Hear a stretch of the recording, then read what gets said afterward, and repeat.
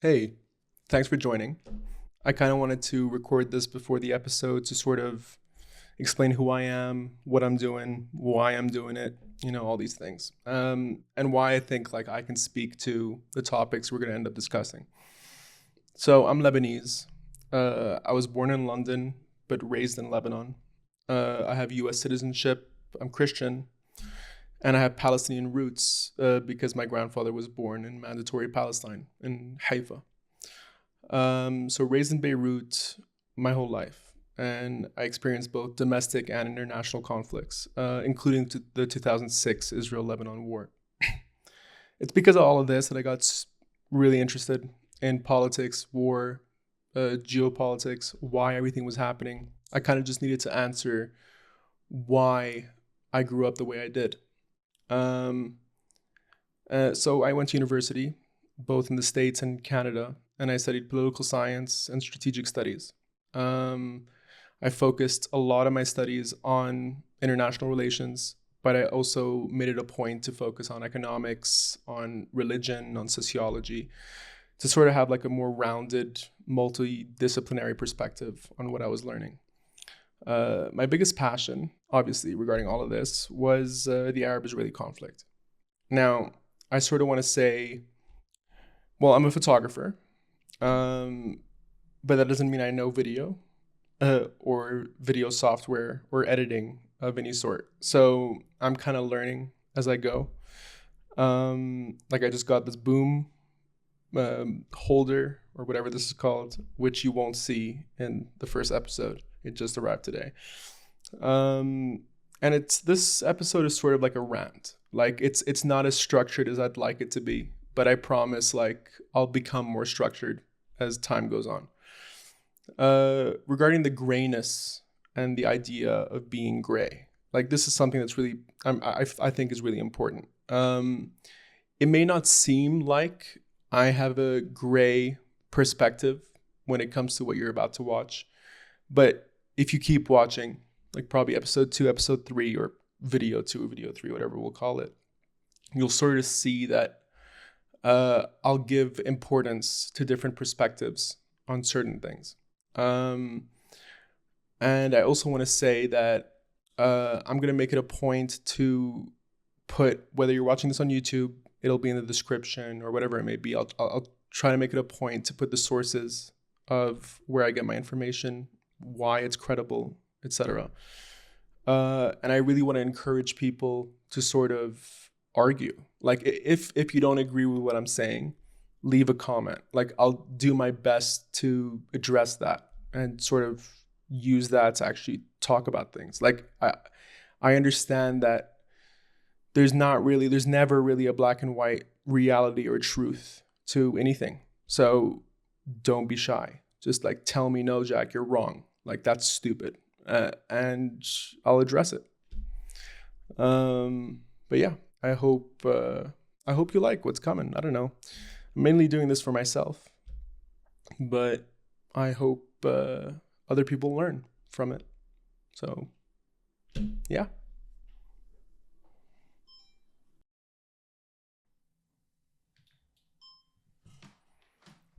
Hey guys. So today I want to talk about occupation. Um, Specifically Israel's occupation of the Palestinian territories. We need to sort of start off with kind of the history of this, right? Because there's a lot that's kind of lost in the weeds. So basically in 48, right, what happens is the Zionists declare their own state after a campaign of ethnic cleansing of the indigenous Arab population. And the Arab nations, in defense of this, invaded and ended up losing the war, which led to the 1949 armistice lines, or the lines that kind of decided what those interim temporary borders would be. And that's where you've got the West Bank, Gaza. The West Bank was under the administration of the Jordanians, and Gaza, the Egyptians. In 1950, Jordan annexed the West Bank, where they literally made it part of their territory. And in that process, they gave everybody in the West Bank citizenship, which tripled the population of Jordan overnight. and they changed their domestic political situation where their parliament would now be 50% Palestinian and 50% what was Jordanian. All of this, though, was stated to be temporary in the hopes that there would be a future Palestinian state where they would have the right to determine themselves. In 1967, and we'll touch upon this probably in another episode as well, Israel argues, and there's evidence to support it, that the Arab nations were about to invade Israel, and in order to avoid that, they would have a preemptive strike and begin the war themselves to avoid a war that was coming. And since that was preemptive and a war of, quote, self-defense, it gave them the legal legitimacy to then occupy land. Occupation in and on itself is not illegal, right? What makes an occupation legal or illegal is basically twofold. One, what created the occupation in the first place? So was the territory occupied as a result of self-defense or a rightful war, right? And what a person does to the occupied while it's occupying, what the occupier does. There's laws, international laws, and the Geneva Convention that everybody's basically signed that determines what an occupier is allowed to do in the occupied lands. But an occupation in and on itself is not illegal. So in 1967, when they argue that it was a war of self-defense, it made then the occupation legal in that sense.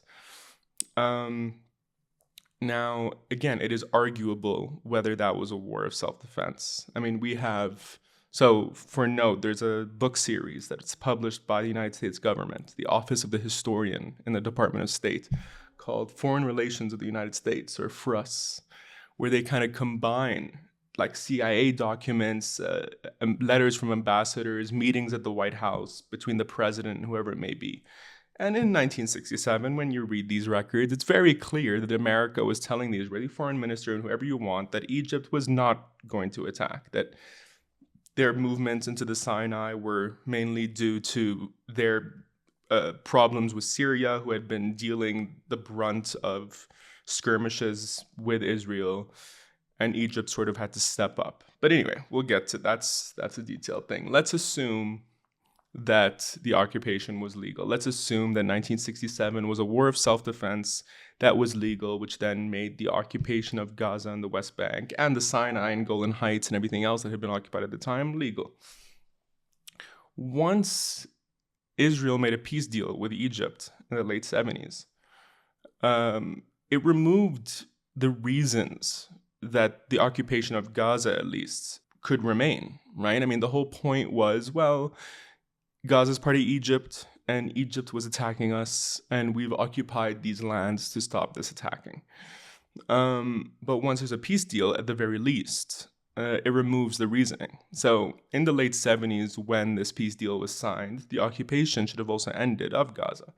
Not to mention that the peace deal itself in this treaty, right, mentions that Gaza and the occupied territories should no longer be occupied and the Palestinians be given their right to self-determination, which never happened.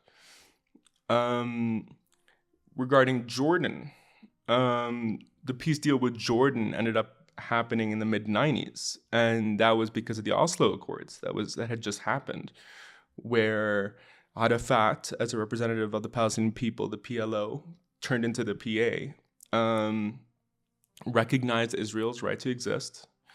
They renounced terrorism, and they were to be given Gaza and the West Bank to determine themselves and create a future state, which also didn't end up happening. Largely because not largely, but in part because in 95, right, the prime minister that had made this peace deal with Arafat, Yitzhak Rabin, was killed, was assassinated by an Israeli extremist, who even Rabin's wife argues was radicalized by Netanyahu, who became the next prime minister in 96. And ever since then, everything sort of fell apart. Your husband pointed the finger at Mr. Netanyahu and said, "You must stop this incitement." Yeah. To what extent do you blame Mr. Netanyahu and the Likud for what has happened? I do blame them. In a rally in Kikar Zion in Jerusalem that showed him in the uniform of a Nazi. So Mr. Bibi Netanyahu, now he can say from here to eternity that he didn't support it and didn't agree with it, but he was there and he didn't stop it. The concept as to whether the West Bank is occupied is undebatable. Not just the UN, not just the ICJ, not just the Supreme Court of Israel, but literally everybody understands and is in agreement that the West Bank is under occupation, under belligerent military occupation, according to the Supreme Court of Israel. Regarding Gaza, it's a little bit more complicated, although it can be argued that it's also relatively undebatable. In 2005, Israel pulled out of Gaza. When I say pulled out, I mean they moved their military, which had been physically occupying the space since 1967. They pulled them out to basically the border area. In that pullout, they made it clear that the restrictions that they had always had in place would still remain in place. So they would still control the borders, right, except for Rafah, which was an Egypt-Israel agreement. There would still be a naval blockade around Gaza, which would limit any trade. Any trade that would be coming in would go through Israel as well, and Israel would have to agree to it. So I think we can all agree that despite their military pullout of the insides of Gaza, they still retained almost all senses of control, both air, land, and sea. The control and authority was still with Israel, so the occupation still existed. In 2006, I think, or 5, there was the elections for the Palestinian territories, where the people of Gaza and the people of the West Bank voted in a plurality, but Hamas into power. Now, Hamas had been involved in the Palestinian resistance at that point, had committed acts of terrorism at that point, bus bombings and whatever you want through the Second Intifada. And Israel and the United States deemed this unacceptable, deemed this an unacceptable vote, right? Despite the fact that it was the will of the people. And as a result, well, soon after, there was then an internal struggle between Fatah, which was the PA, and Hamas, where there was a civil conflict, the Battle of Gaza, where Hamas took over militarily the Gaza Strip. Because of that, Israel then declares that it will tighten its blockade on the Gaza Strip. And basically, not just basically, there are quotes to this effect, they would keep what's coming into Gaza at a humanitarian minimum. Or another way to say this, they would make the people so poor and desperate in the hopes that they would rise up against Hamas themselves. That didn't happen, right? If anything, it radicalized the people even more, which is why till today you have a great majority of Palestinian people who support Hamas, because they feel that, and rightfully so, after decades of occupation and ill treatment that came on the heels of their initial land being stolen in the first place, that Hamas were the only people actually resisting the Israeli occupation. And this then leads to October 7. Oh, well, wait, before October 7. So since the blockade in 2007 onwards, and the suffocation, there's been, 5, maybe 6 military conflicts with Gaza, where Israel, now that it argues no longer occupied the Gaza Strip, even though they did, just in a different form, they could now legitimately wage wars. I think they call mowing the grass or mowing the lawn. But there's also no doubt that the existence of Hamas gave Israel an advantage here. It gave Israel a reason to keep going, right? I think Hamas benefits from the Israeli occupation, and Israel benefits from Hamas's control of the Gaza Strip. They both really give themselves a reason to remain belligerent and to remain existing. And, both of them have a common goal of not having a two-state solution. So they seem to sort of work together, even if they don't exactly work together. But yeah, there was massive military occupations where thousands of Gazans and Palestinians have been killed by Israeli operations. largely, for the most part, in response to what Israel claims are, not claims, it's true, rocket attacks coming from Gaza. The reality is, though, and this data is out there by B'Tselem, a very well-respected NGO in Israel, that records the data of every Israeli that has died by Palestinians and every Palestinian, more or less, that has died by Israelis. And I've gone through this Excel sheet, one by one, cell by cell, to see how many Israelis have actually died by Palestinian rocket fire in the past 20 years or 25 years. And from what I found, it was 46. 46 Israelis in 25 years have died from these rocket attacks. And that makes sense, since these rockets, especially initially, were mainly made with household materials in basements that cannot be targeted, that are just shot willy-nilly, as a representation that there's still a resistance. So after, again, decades of occupation, wars of mowing the lawn, eventually it leads to what we saw on October 7. Dare I say, naturally leads to what we saw on October 7. October 7 was disgusting. October 7 should not be allowed to happen. It doesn't mean these things don't happen for a reason. And this is why, from everything we've seen, right, people get angry when the first question is, do you condemn Hamas? Do you condemn Hamas? Do you condemn Hamas? Will you condemn Hamas? But will you condemn Hamas? Because it sort of implies that Hamas started all of this.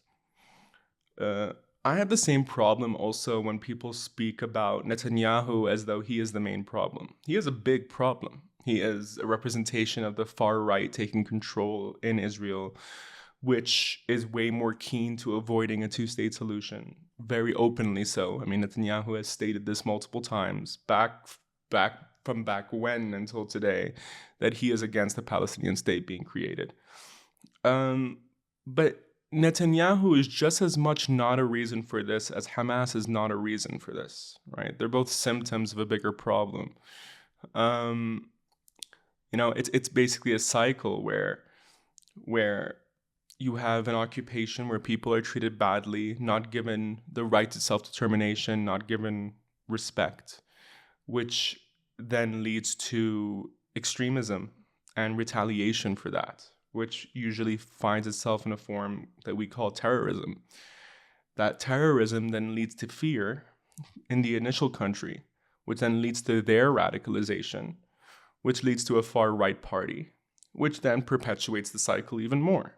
So the concept that if Hamas goes, Palestinian resistance will go is wrong. And not to mention the fact that Hamas can go is wrong, right? You can't bomb a terrorist organization out of existence. That's why Al-Qaeda still exists, ISIS still exists, Hamas will continue to exist, right? Hamas, again, because these are ideas. The only way to beat an idea is to give it a better idea. So the only way to beat Palestinian resistance is to remove the reason for resistance in the first place. But also the idea that if Netanyahu goes, this all goes away is also not true, right? What will make this go away is a change in Israeli policy, irrelevant of the prime minister itself, right? So, and that usually kind of will need to have like a reckoning within Israeli society as to really what this occupation has been, what the state of Israel is, and what Zionism is, right? So this is a big problem because there seems to be a very deep misunderstanding that was purposefully created, right? I mean, there's a teaching that in a way Zionism, Judaism, as a religion and an ethnicity are all equal, right? That somehow the state of Israel is equal to the idea of Judaism. Hence, when you criticize the state of Israel and its legitimacy to a large extent, people then say that's anti-Semitic, as though you're arguing against the people and religion. And I understand where that comes from. I mean, Israel was created, according to the Zionists, for the most part, as a way to provide a safe haven and safeguard for the Jewish people who have very true been persecuted for centuries, that culminated in the Holocaust, which was insanely horrible, right? So by defining the state of Israel as the homeland of the Jewish people, a person criticizing the homeland of the Jewish people can be interpreted as criticizing the right for the Jewish people to exist in a homeland. But that's not what's happening, right? What people are arguing about is the way in which Israel became a country, which was, again, undeniably, right? And we can go into this, but extremely undeniably, with the ethnic cleansing of the indigenous population that was there.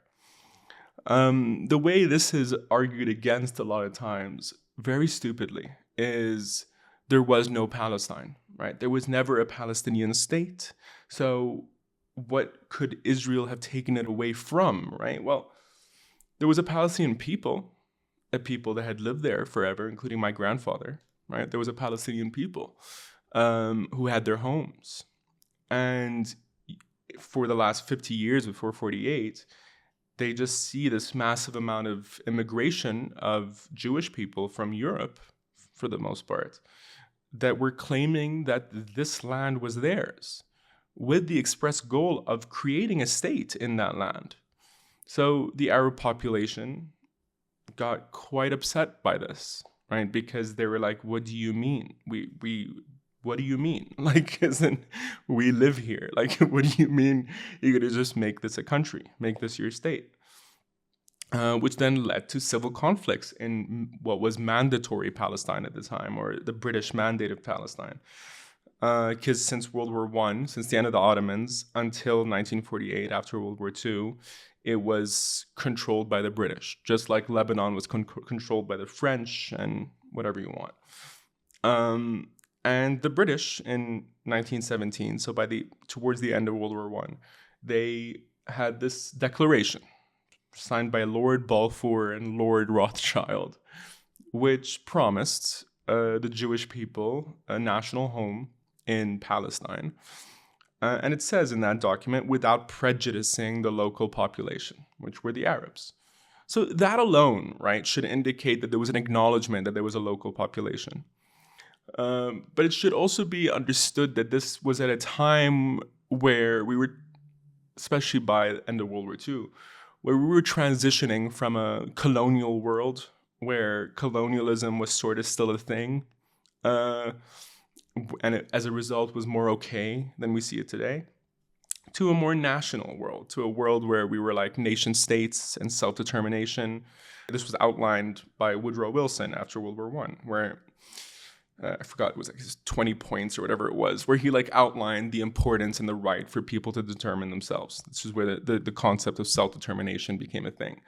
And this is what actually gave America the moral high ground, especially for the first half of the 1900s, like where the rest of the world was like, oh, I like this, like it's about time, right? Like, yeah, we're living here, we're being forced to be workers or slaves or, occupied by these people.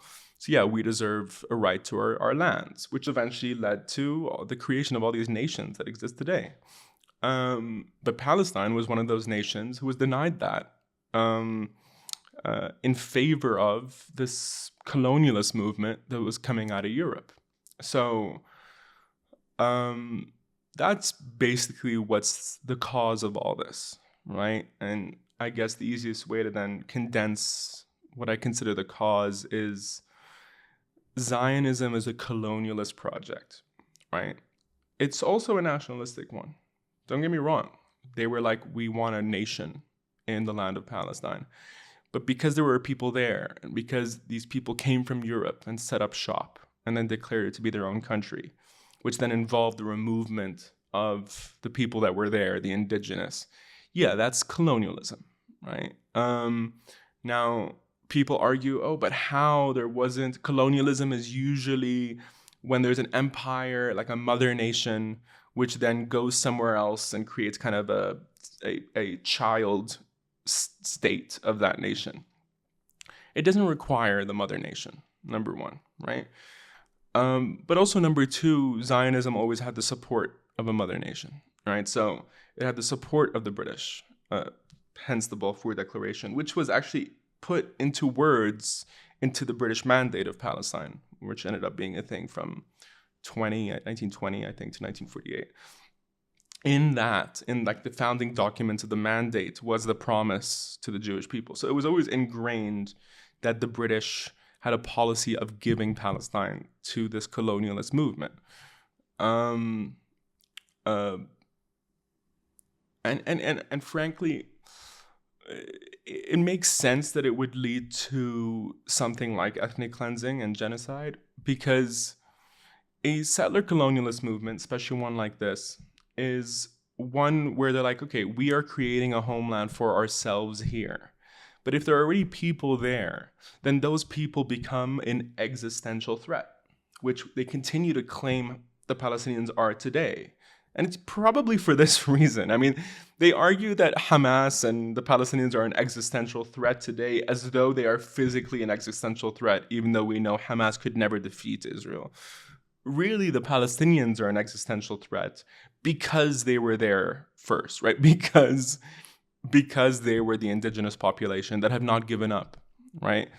Like, there's an argument to be made that if the Palestinians had left in 48 and were kicked out in 48 and cleansed in 48 and then assimilated to the countries around them, became Jordanians, became Lebanese, became Egyptian, then you wouldn't have a problem, which is true.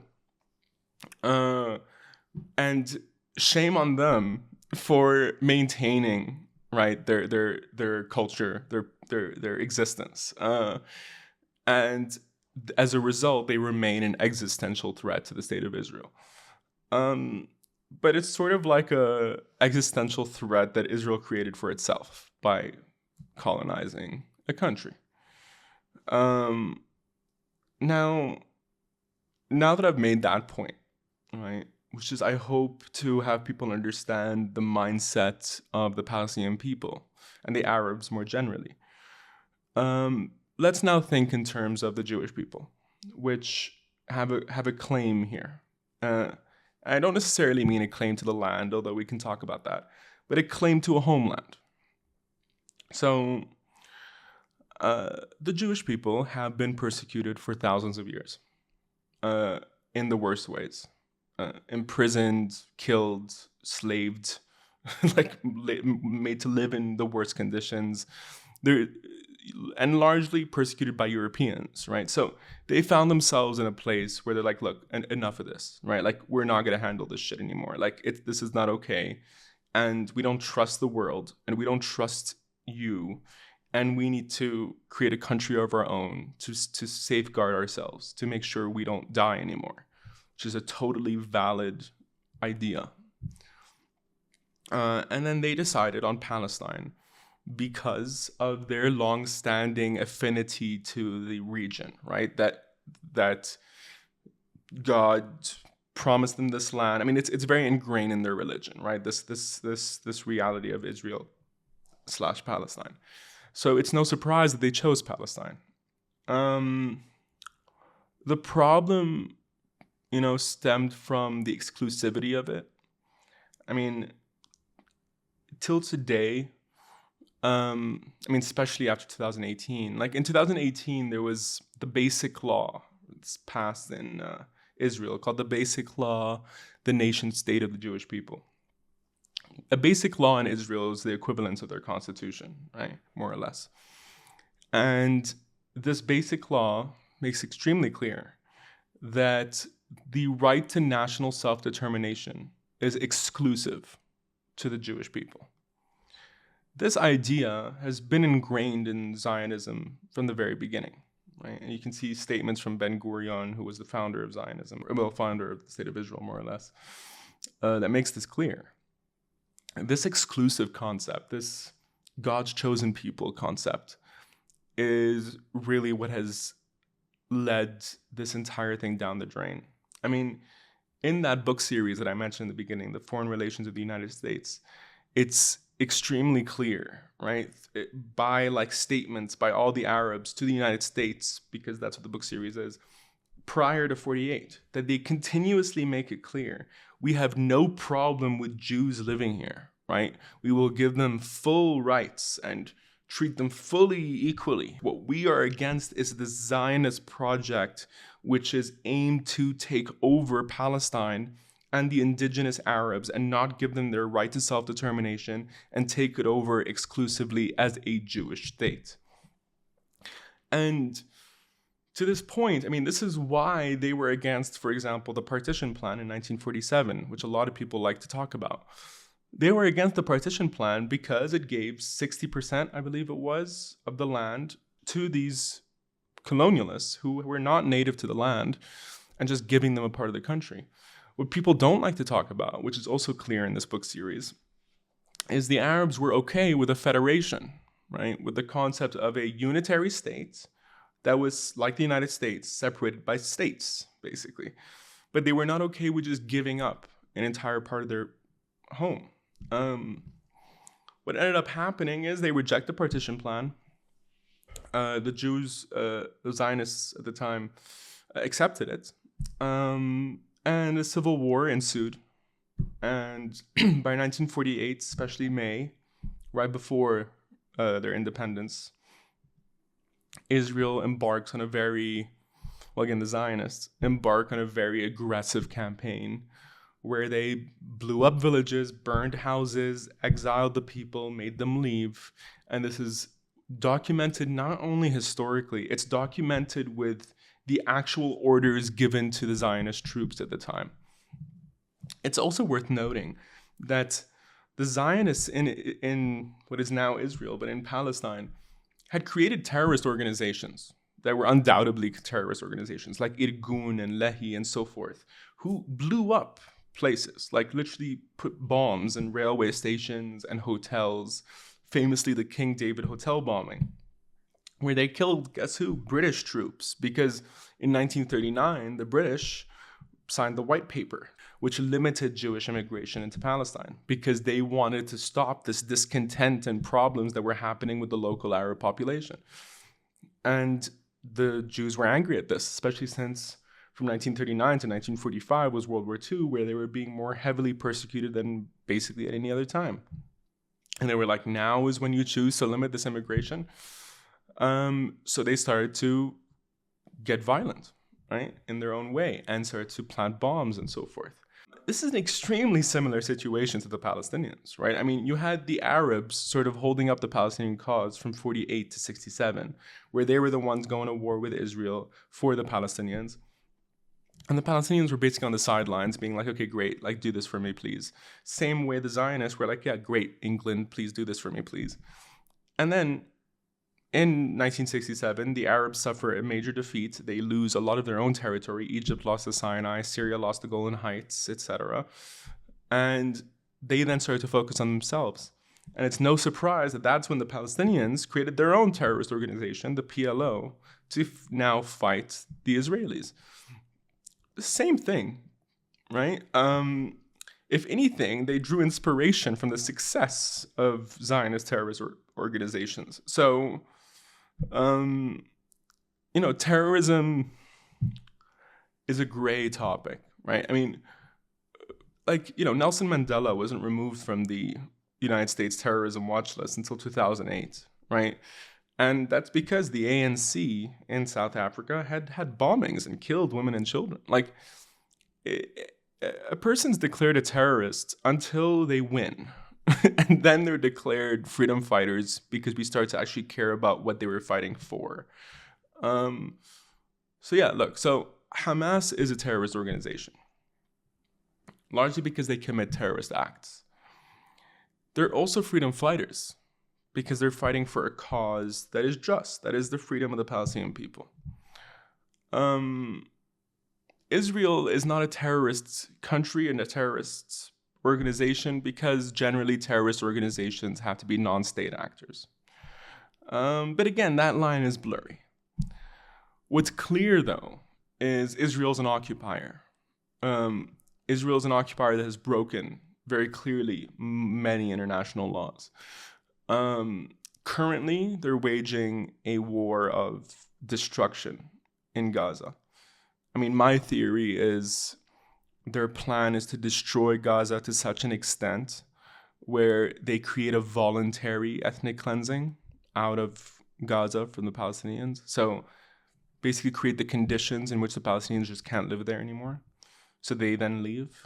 And then they can just tell the world, well, we didn't ethnically cleanse anybody. They went on their own volition, right? And then, so I'm pretty sure that's the plan. And in the West Bank, clearly, they've been building settlements for decades.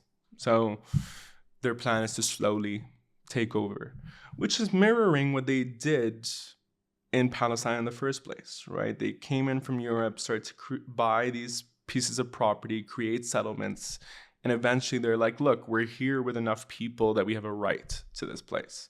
It's basically what they're doing with the settlements in the West Bank. What sucks is how obvious and blatant it is, but the extent to which the international community is not doing anything about it, right? Like, they have the diplomatic support of the United States. And the United States seems pretty eye to eye going to support them no matter what. And they use their vetoes at the United Nations. They use their military force. They use their weapons transfers. They use pressure at the UN for many resolutions. I mean, they support Israel. This is a problem. This has to stop because this is going to ruin the United States as well, right? The United States can't, on the one hand, be like, we're the superpower that's going to be a bastion of human rights and freedom and self-determination around the world, at the same time, so obviously support the opposite. So this is going to then reduce whatever faith remains in the United States, especially after the Iraq War and so forth, whatever trust the world still has in the United States as leading the world into a better place is going to erode. And those countries around the world are then going to move to alternatives, which these days are just Russia and China. And I think it's, well, at least in my opinion, Russia and China are a worse alternative than the United States. But the United States has created the conditions where countries are going to go towards them. And it's going to lose more and more of its power around the world. And there's going to be a new world order, as it were, right? Where it's just going to be generally around those two. So we're at a crossroads, sort of. And what sucks is right now, look, it's an election year. We've got probably Trump is going to be the next president. Whoever thinks it's going to be Biden just doesn't make sense, really. Trump, I think, has been guaranteed to be the next president for 3 years now. But what sucks is Biden's with Israel. Trump is more with Israel. I mean, he's the one that recognized their annexation of the Golan Heights, which is very illegal. He's the one that recognized Jerusalem as their undivided capital, which again is illegal because they've already annexed East Jerusalem, which is illegal, right? And he's going to be even more buddy-buddy. And then the third guy, who's a crazy guy, but whatever, let's say he was an option, RFK Jr., is also 100% with Israel. So all three of these guys are going to perpetuate the downfall of the United States on the world stage. And I don't know how that's avoidable. What's been beautiful is the student protests, right? What's been beautiful is seeing that there's a big portion of this country that understands what's happening. What sucks is that they're the younger people, right? And we kind of need their opinion to prevail now, but it's being shut down. So let's see what happens. The ICC doing what it did and ICJ doing what it's doing is very important. It shows that sort of at least the international institutions are starting to move away from a situation where America is the sole decision maker of what's right and wrong in the world, and they're starting to do what they were made to do. So maybe this entire thing will move into a faith in international systems, international courts that are hopefully independent from foreign interference. But we'll see. Yeah. We'll see. Anyway, that's what I want to say today. Thanks for listening, and see ya.